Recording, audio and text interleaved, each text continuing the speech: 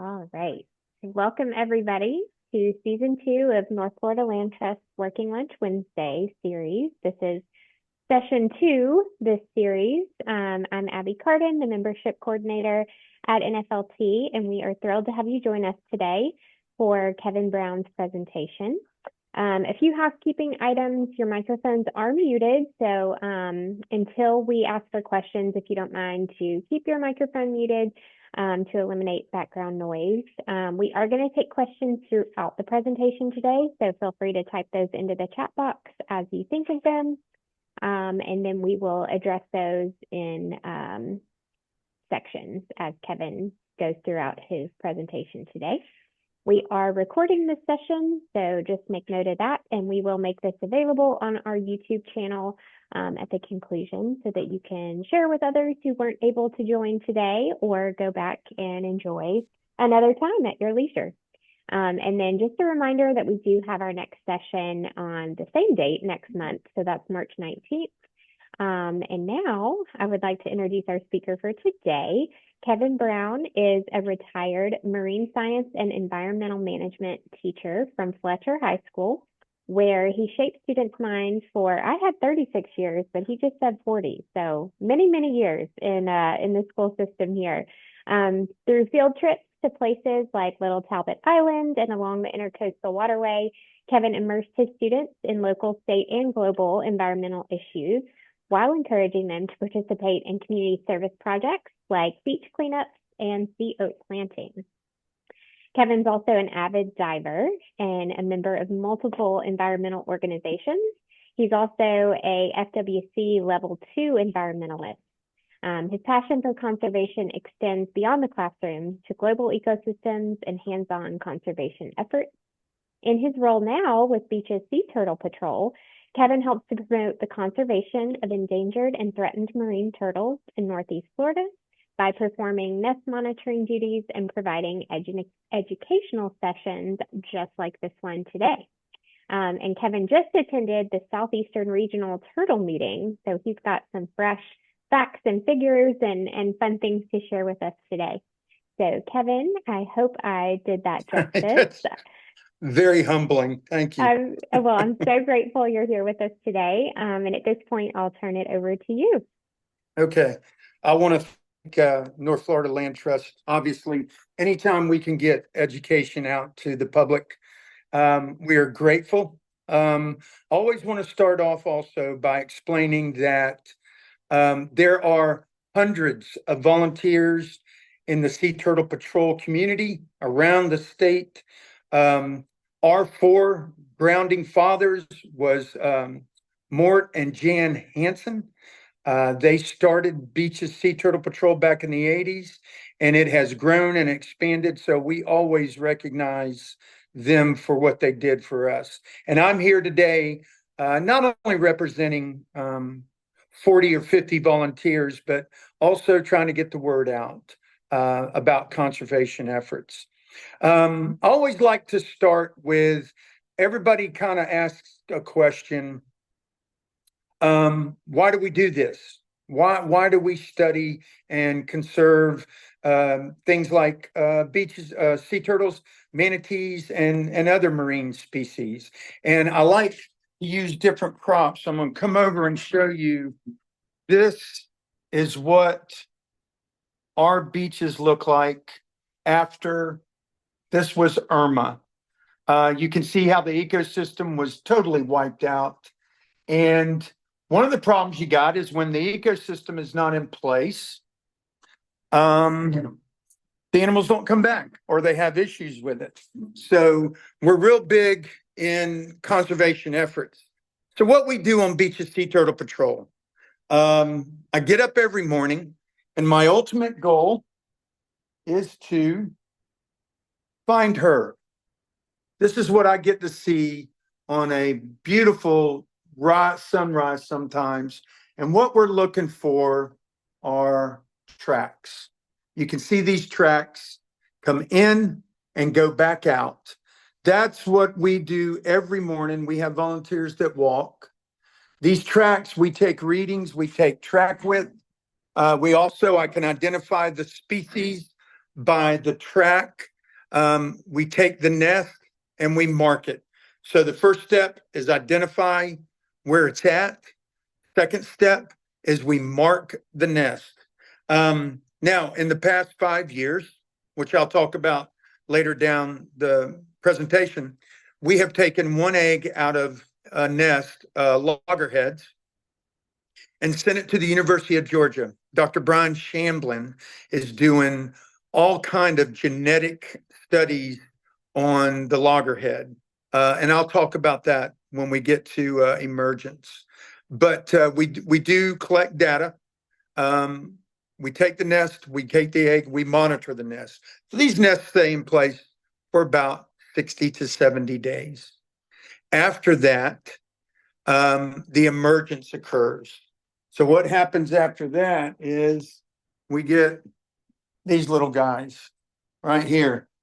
All of a sudden, the little head pops out. And then you get what they call the boil. And the boil, obviously, hundreds of eggs. Every nest is different, what we call the clutch. This is an emergence. And from there, we get to talk about the life cycle right here. And I'm going to stop here.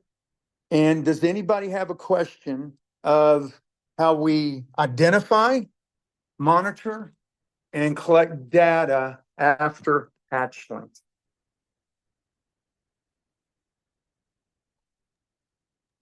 We're good. I should have mentioned too, so if you would like to type messages, excuse me, questions in the chat, that is an option. You can also use the raise hand feature. So at the bottom, if you click react and then there's a little arrow, you could do a hand gesture, and then I can unmute you if you'd like to ask your question live. So either way. We did have one. Oh, we had one comment. Okay. That expresses school kids are the most important people we can talk about about nature. They are the future. No doubt about it. We do outreach. Matter of fact, tomorrow I'm doing an elementary school. Just to give you a little bit of what we do there. Here I'm in Jacksonville Beach. We have 3 elementary schools at the beach. Seabreeze, actually 4, Seabreeze, Neptune, San Pablo, and Atlantic Beach. And we like to do all kind of outreach with them. So I totally agree with you. And I educate all of our kids at the beach on beach ecology because I tell them from the mouth of babes, adults will listen a lot more than they will to me. So we have a great little culture in our little community, and they do without the state. If you go all over the state, most sea turtle patrols have an outreach program, and it's wonderful. So if there's no questions, I want to continue. Okay, so let me give you some data in our area. Something really cool about Florida. Florida is referred to as Northwest Atlantic. And currently, the numbers are coming out, and we are the #1 nesting area in the northern hemisphere, in the Northwestern Atlantic, in the world. We have over 300,000 nesting loggerheads. In the past, we get a lot of greens. We get a lot of leatherbacks. Kemp Ridley are very scarce. Hawksbills are available down in the Keys. But Florida, majority of Florida's turtles are loggerheads. And we are doing a really good job in the state of Florida for conservation efforts, obviously by the numbers and data. At this point, I'm going to add some things that I learned from the regional meeting. One thing they did is they put monitoring loggers for temperature into nests to see when the nest would emerge. That little boil that I showed you, the boil right there. When is this going to happen, and can we predict it better? Not so much to watch it, but more as when we should be more aware of it. So what they found are these loggers. They put these logger temps, and somewhere around 37 Celsius, the nest will go off.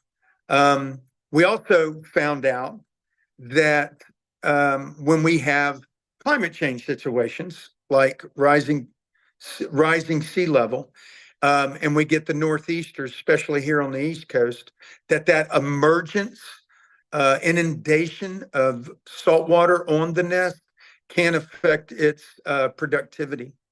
That is there. Once again, there's scientific data on that. So we are at that point where we're looking at the life cycle.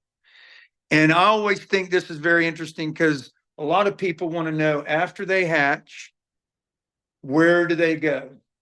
So I don't know how many, Abby, how many are these all Floridians? Great question. I would say, just looking at the list, it's probably split. We have a few. We could do So the there raise are hand feature, so yeah. there are some people listening that aren't from Florida, Oh, yes, correct? absolutely. Okay, Myself so included. I need to explain this. So in Florida on the East Coast, we have a floating seaweed called sargassum.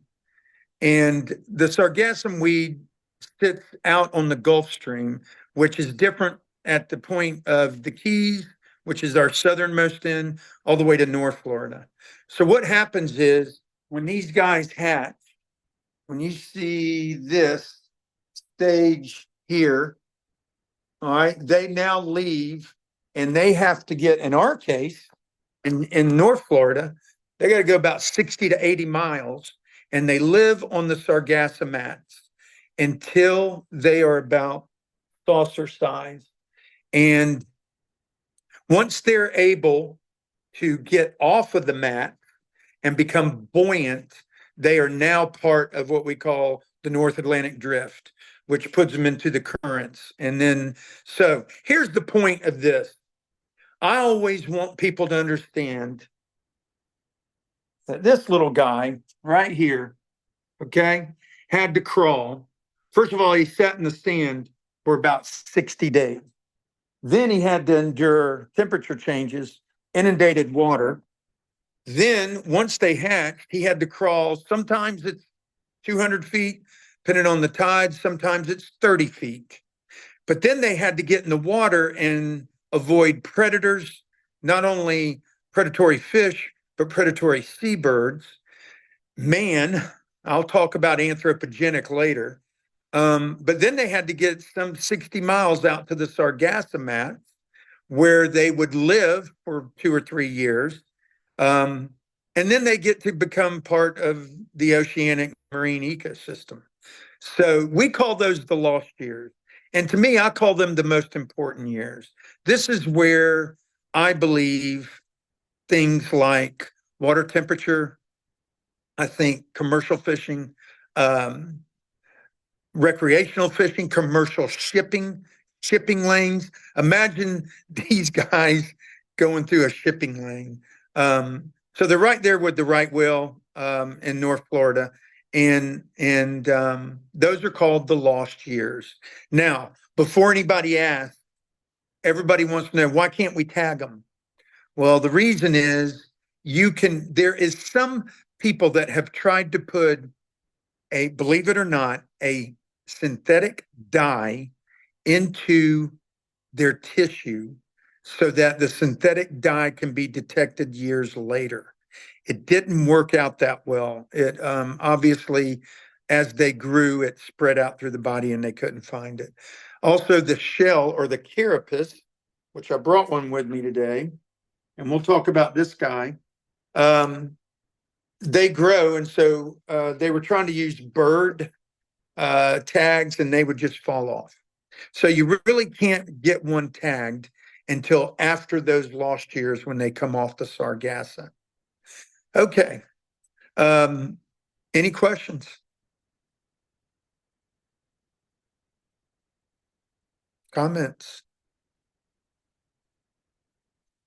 Okay.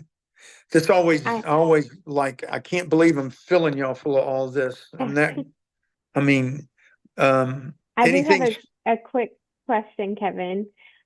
What do you, and you may be talking about this later, but what is the survival rate yeah, during the lost years? no, that's great. About 1%. The average clutch size, which I'm going to show you our data, in shortly from our little beach, is about 1 out of 120 make it. One time me and a fellow diver got in the water. We put our gear on when we knew they were emerging. And I will tell you, it's pretty cool. We stayed about 20 feet underneath them for about 300 yards. And it was early in the morning.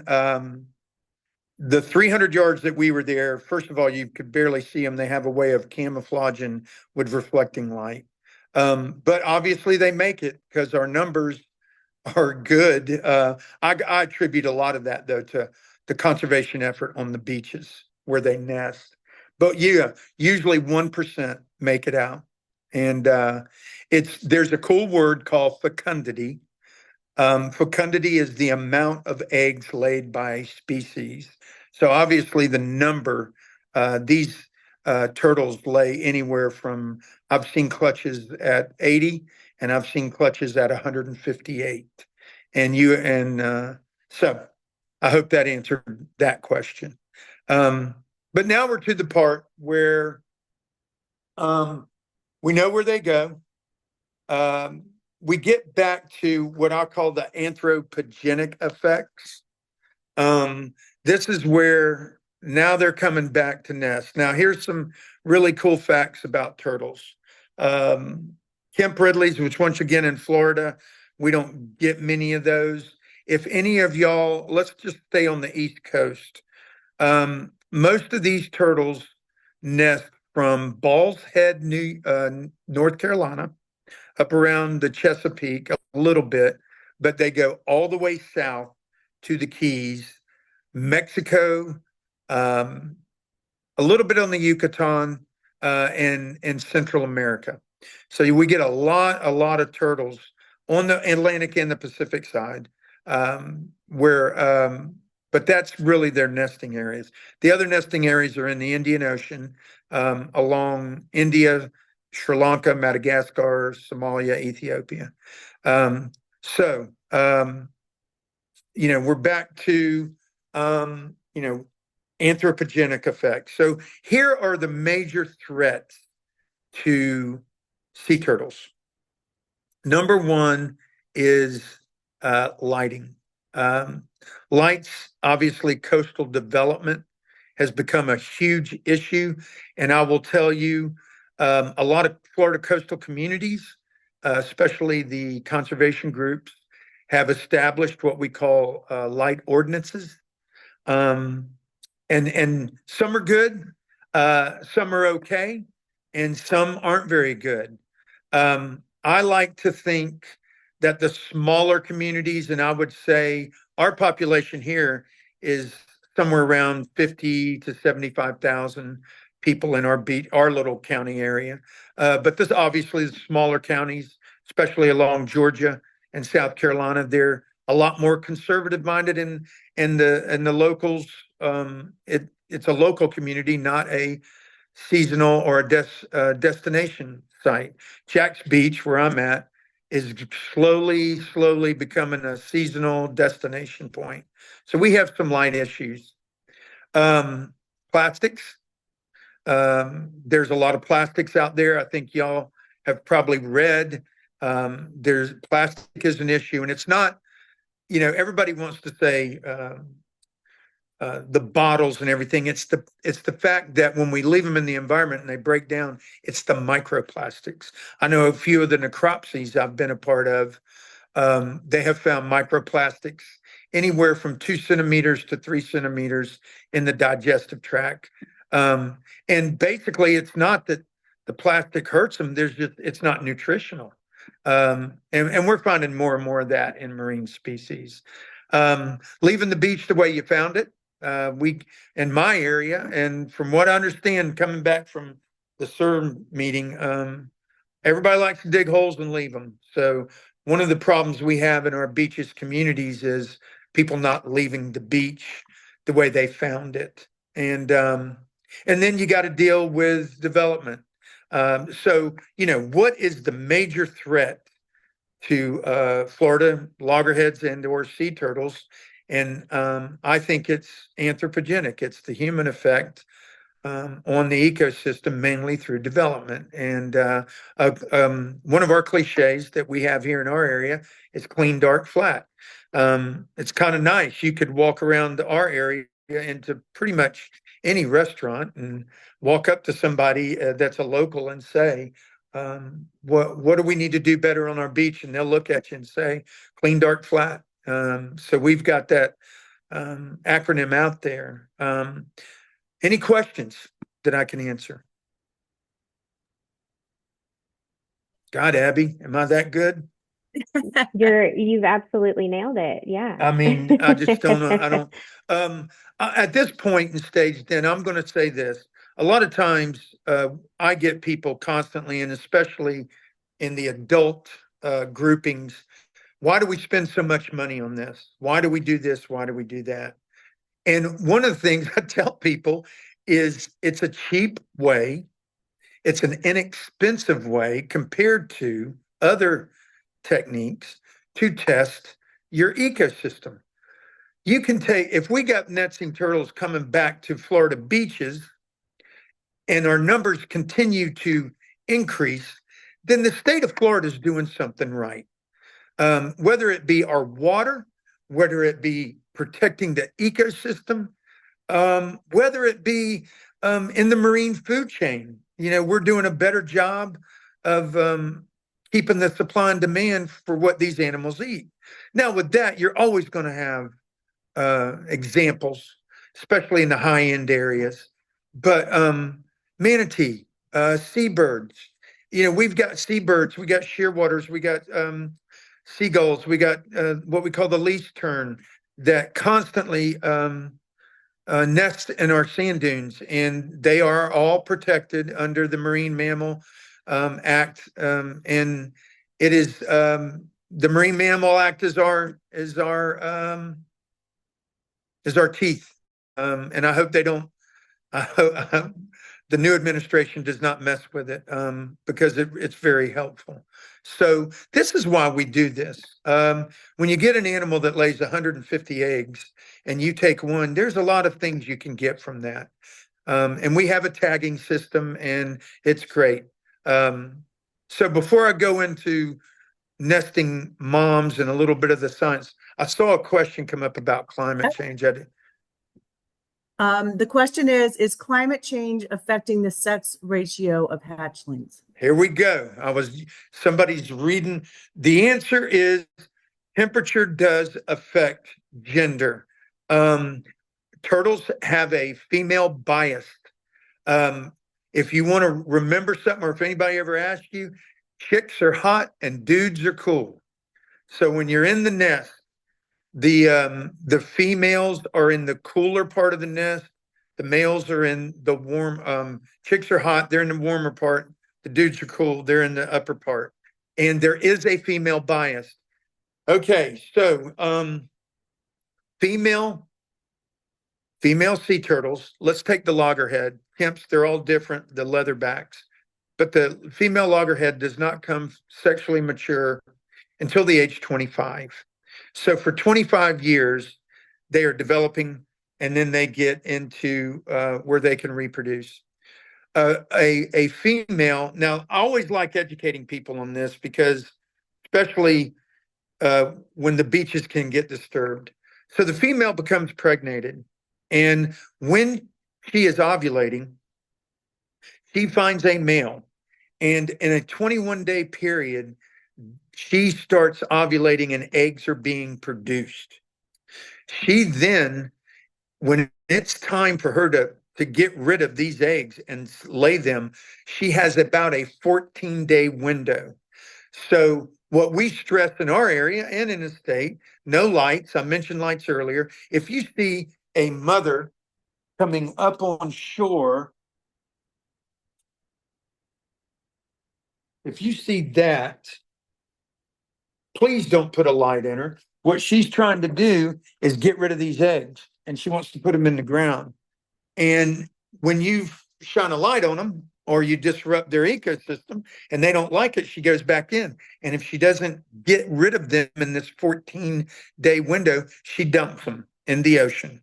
Now, we have two, this is kind of cool. Climate change does affect them.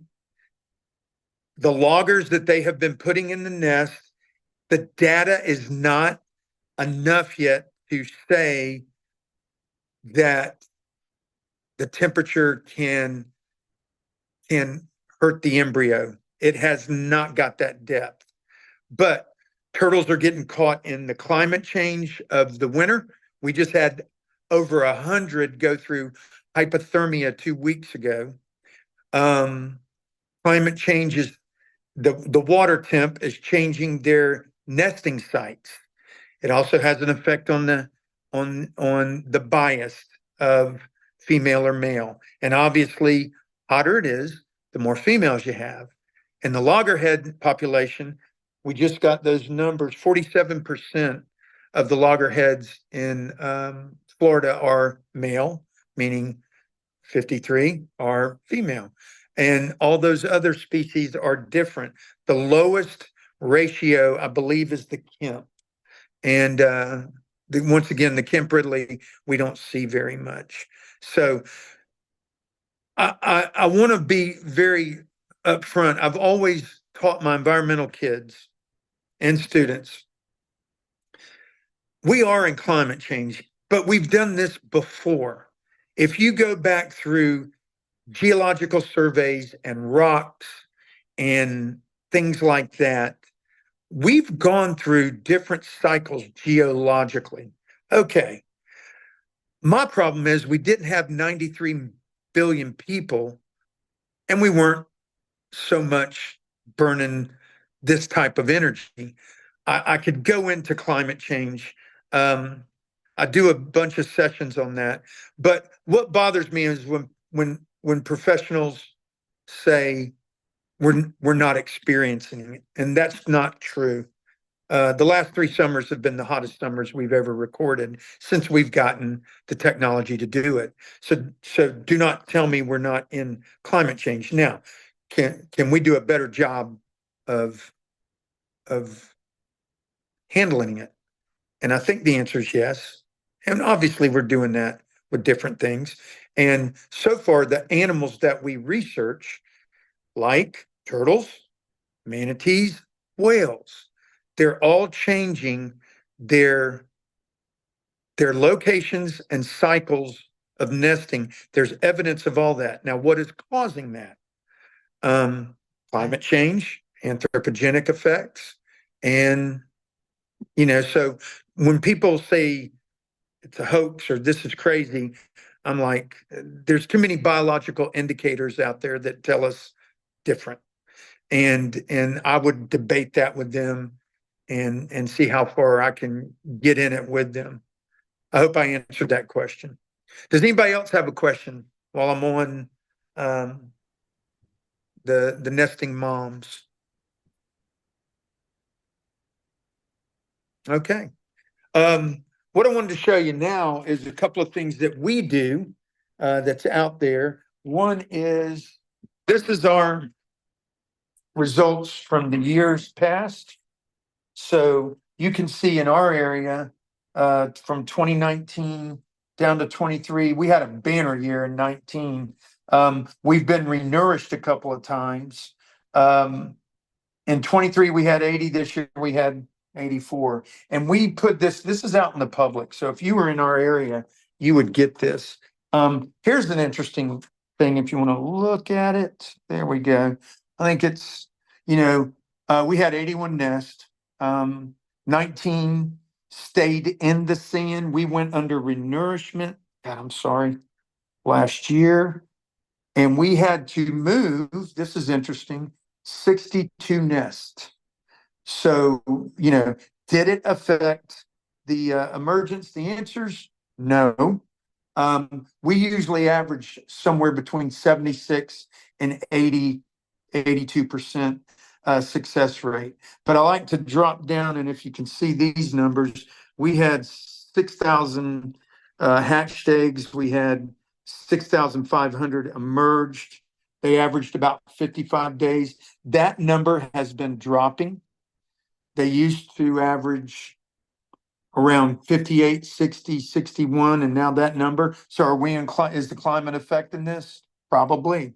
And we put this out every year. We do a big kind of State of the Union seminar at the local libraries and with the local governments and let everybody know how our production rate has gone. One of the things we've done in the past, and we got a grant, and I'll show you, we put these out at every, we have 80 accesses at our beach. So we got a grant through the Jacksonville Zoo and a couple other people. So we do this signage, and you can see how we are in our area. We're very educated and culturally aware of nesting sea turtles. So can I answer any questions? Kevin, what I was just looking at the the season for sea turtles. So what kinds of things are you guys doing, if anything, in the off season? Correct. So we are stranded. We have a stranding. If we get any stranded sea turtles, what we do is we take measurements and look for tags and data.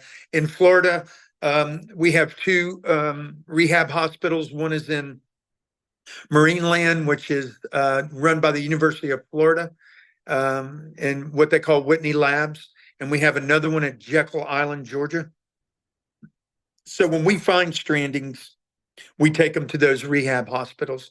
If they are deceased, we take a lot of data from them, we record it, and then we usually take the carcass, depending on how big it is, either to the zoo or we bury them. So we're in what we call the stranding season right now. Our season in Florida will begin. Matter of fact, we had a leatherback lay eggs 2 weeks ago in Key West. So the leatherbacks have already started making their way. I think it was the first time ever that one has nested in February. But in our area, North Florida, our season runs from May 1 to October 31st. And we've been known to go deeper into October. And we will start looking for the leatherbacks in April. So we'll be out on the beach doing these monitoring every day, beginning in April.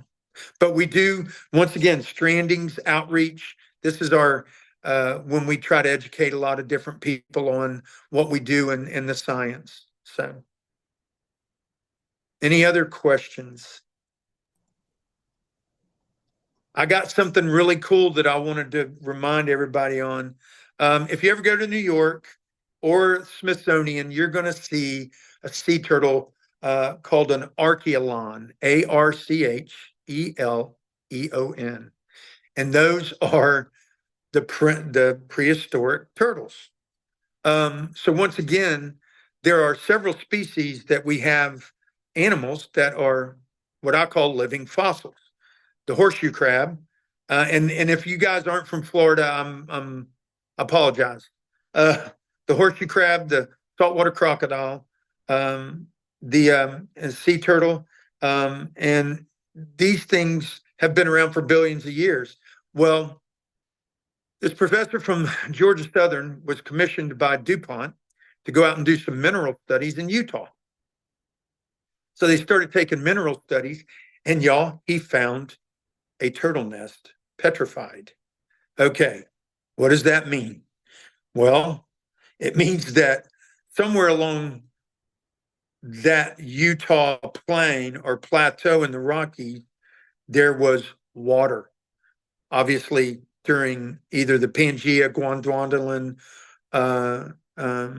age, but he started finding petrified turtle nests in rock in Utah.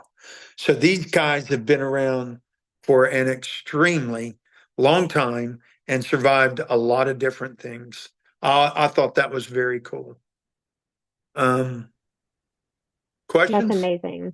It's unreal, and one of the things I tried to taught my students, they were like, why don't we know more? And we really haven't been technology. I mean, I'm 65. I remember in 1980 when I got a microwave for my college dorm. And I just try to explain to them that technology is moving faster than we can keep up with. Not only in the environmental arena, but in everything. There are new inventions every day for energy, and things are moving so fast that sometimes I think we don't move fast enough with it. So what if before I sign off or we're done, I want to remind everybody one of the things I'm trying to teach public now is we've lived in it and on it for a very, very long time. I think it's time that we need to learn to live with it and live with it with good ideas and success, and obviously studying and conservation efforts of certain animals can tell us if we're doing a good job or not. So, any questions?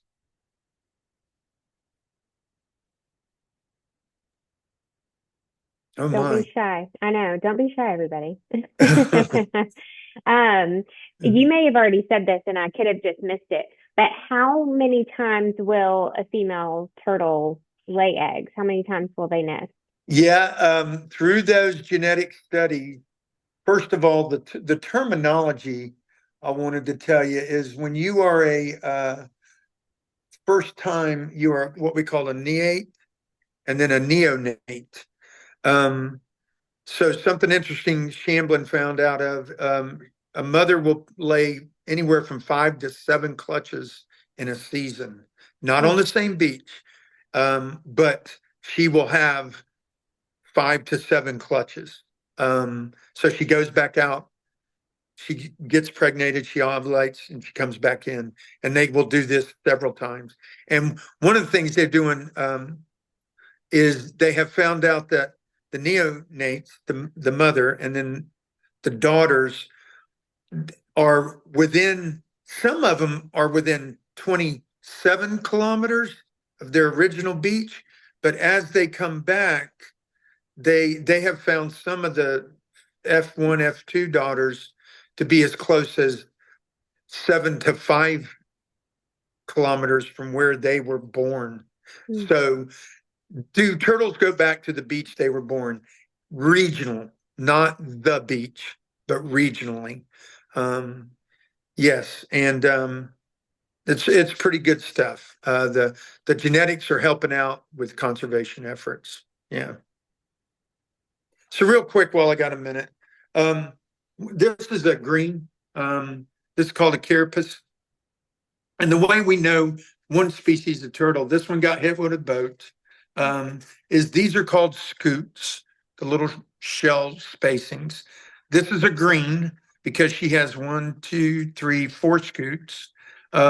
Loggerheads are much bigger than this, and they have 5 scutes. And leatherbacks for us are obviously leather. I have been able to be a part of some of that, and their skin is about 3 inches thick, but they do not have keratin, a shell. We call it a carapace. Yeah, I kind of gave y'all a crash course on this where I would spend a week in my classroom breaking all this down. So I know I've probably overwhelmed you with information. We can age turtles now better. They're using the humerus bone is right here on the turtle, the flap. They look like tree rings. So they can see the really tight rings at the beginning of their life when they were constantly eating, and then they can see the rings widen as they get older. So the oldest one they have kind of found right now is about 77, I believe, years old. And Willow, not sure if I missed it, but are they weekly, monthly Mets? Meetups, Meetups at the beach. meetups at the beach. Yeah, you mean meets for information? I think for like volunteer opportunities, if people were interested in getting involved. Yeah, here's how our process does it. Most of them do. We're all permitted through we're all permitted through FWC, which is Florida Game and Wildlife Commission. Every state is different. I know Georgia has a natural science one, but we're permitted through the state. People that want to volunteer can try to volunteer in January. Obviously, we've passed that window. If you go to any turtle website, everybody's different, or their Facebook page, there will be a icon there. And we had over 20 people apply this year. So yes, you can volunteer. It's usually after season. It's on their websites. If that person was in Jacksonville, we do ours in January, and you apply, and then you have to be trained. To identify the nest is not an issue, but to do things inside the nest, I go to 5 or 6 workshops a year just to make sure I still have knowledge, and they're happy with the way I operate in the sand and in the nest. So I hope I answer your question. Yes, there's volunteer programs everywhere. So every permit program is different. So. Well, Abby, All right. that was 45 minutes. That was wonderful, And Kevin. I Thank you didn't so much. know, and there's so much more, but Kevin, yeah, first of all, let me say I'm thank sorry. you. This is Allison DeFore. I'm the president, and I just want to say thank you. And I thought it might amuse you to know that in another lifetime, when I was a county judge down in Monroe County, we used to get an occasional turtle case because some of our folks from the Caribbean were not used to American traditions about not eating turtles. So Correct.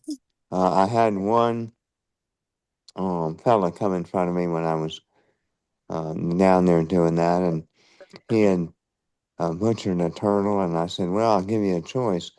You can either have 60 days in jail, or you can get 2 turtles and release them into the wild. And he said, well, where will I get 2 turtles? And I said, beats the heck out of me. Would you rather have the 60 days? And he said, no, I think I'll take the 2 turtles. So we got a couple of turtles, and we took them out to the reef, Carey's Fort Reef, and we were going to drop them in the water. And of course, the TV stations in Miami got wind of it, and they thought it was pretty cool. So they sent a photographer in a wetsuit with a waterproof camera, and he dropped in the water and was going to get a shot of the turtle lumbering off into freedom. Well, as you probably already knew, but we did not, a turtle in extremis will haul ass faster than anything I have ever seen in my life. So this poor photographer is down there in 3-foot seas trying to film this turtle, and all he shot was the turtle's butt as the turtle went zooming off into freedom. Yeah, And I just thought you would be amused to know. But we're all in. We have been protecting habitat in this region for 25 years, absolutely. and we're going to keep it up. And we're doing a lot of work in particularly submerged aquatic vegetation. Yep. which I know is not directly, but I've It is, actually, where you're at, are you in Monroe County? no, actually now I'm in Jacksonville and Oh, I'm president of the land trust here, and we go from um, Georgia to Daytona to I-75 basically, and yeah. but we're doing a lot. All that as you go over to the beaches on Atlantic or JTB, all that wetland you see on either side, that's ours. Yeah, So good. we're doing Um, our yeah, part. you guys have been very, I'm also real big into the sand dune restoration. Yeah, So y'all have, and I am thankful, y'all have given us, sea oats in the past to put into the dunes. And, and now I'm grateful for that. And if you got more, we'll put them in. But yeah, that's the ecosystem. You know, you were mentioning, down in the Keys, the hawksbills, they love to live, in the what we call finger reefs up at Kaufman's Reef and places like that, Thunderbolt. yeah, And when you put a new turtle in the water, it's always funny because, or a rehab turtle, they want to go home. They're like anybody else. And yeah, they will bolt and get up underneath those reefs as quick as they can. yeah, So I giggled at that because I've seen it and I've seen it, especially the hawksbills down in that area. So yeah. I figured you'd get a laugh out of that one. But, absolutely. well, So thank you for helping us out, and we are highly collaborative in our work, and we're honored to collaborate with you and your people. So thank you. thank you. I appreciate it. Abby, back to you. Thanks, Allison. Thank you. It looks like we do have another question, and Yep. Allison, this is something that that you might can hear or offline, but Brenda, if you want to read that one. Question for you, Allison. What is the land trust doing with SAVs? Oh, well, we're restoring them in the saltwater areas. We've got some grants from the federal government to advance that cause. And Heather Nagy on our staff is heading that effort. And then we've gotten a grant from the Fish and Wildlife, or through the Fish and Wildlife, to restore them in the St. Johns River. And that's a test project. And depending on results, we'll either do more of it or less of it, depending on whether it Yeah. works, because it's science. So Yeah. no guarantees, except if you don't go fishing, you don't catch any fish at all. So we're going to try and see what happens. Awesome. Thank you. All right. Well, Kevin, thanks again. This was an Thanks, absolute Kevin. treat. You're welcome. And we hopefully can see you again at another session or something in the future. This was really Yeah. enlightening. Yeah. So thank you. No, thank you all. And once again, you know, anytime we can get word out and talk conservation efforts, it's always humbling and an honor. So thank you for your time. Absolutely, absolutely. Members who are joining us today, just a reminder that we do have a beach walk this weekend. On Saturday, we're meeting at 10 a.m. at Michler's Landing. So please join us if you can. We'd love to see you there. And that one is open to members and friends. So bring some friends and join us on the beach. And we, like I said, will reconvene for next month's Working Lunch Wednesday on March the 19th. So you can use the exact same link you joined with today, and we hope we'll see you again for that one. So I will turn your day back over to you. Enjoy, and thank you all for joining us today. Hey, Abby.